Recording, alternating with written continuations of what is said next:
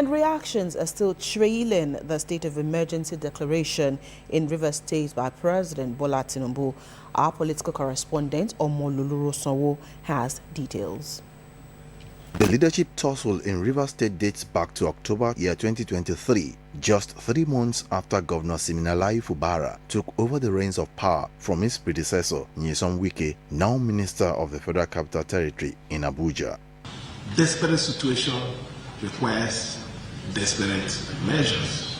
In spite of the shenanigans that trailed the power tussle and the holding of local government elections and their swearing in Rivers State, the Supreme Court nullified this, and efforts were made at different times by President Bola Ahmed Tinubu to ensure peace and tranquility until days back when pipeline bombings resurfaced. No good and responsible president will stand by and allow the grave situation to continue without taking remedial steps prescribed by the Constitution to address the situation in the state, which no doubt requires extraordinary measures to restore good governance, peace, order, and security.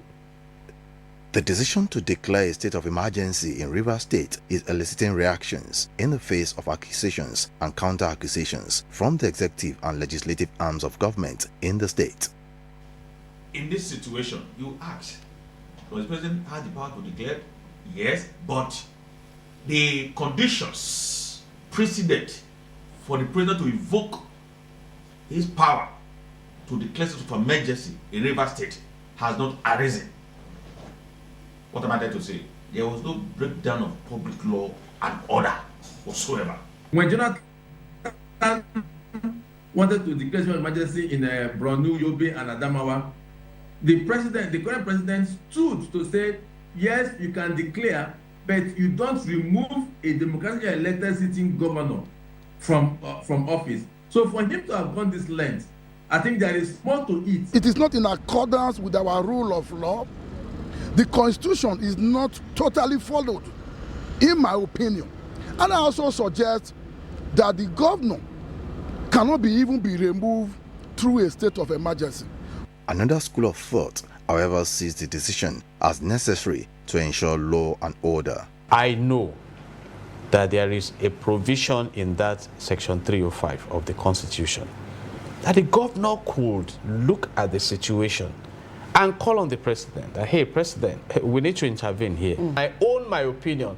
I cannot blame the president for taking that for decision. what he has done. Right. If you know the volatility of Rivers State, Sure.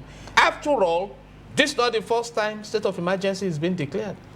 They also say there had been state of emergency declarations under the Goodluck Jonathan administration and Muhammadu Buhari administrations, which never took this present twist. There was section 305 when President Bola Ahmed Tinubu, then as a sitting governor of Lagos State and as in opposition, condemned the action of President Olusegun Obasanjo when he removed Dariye from office.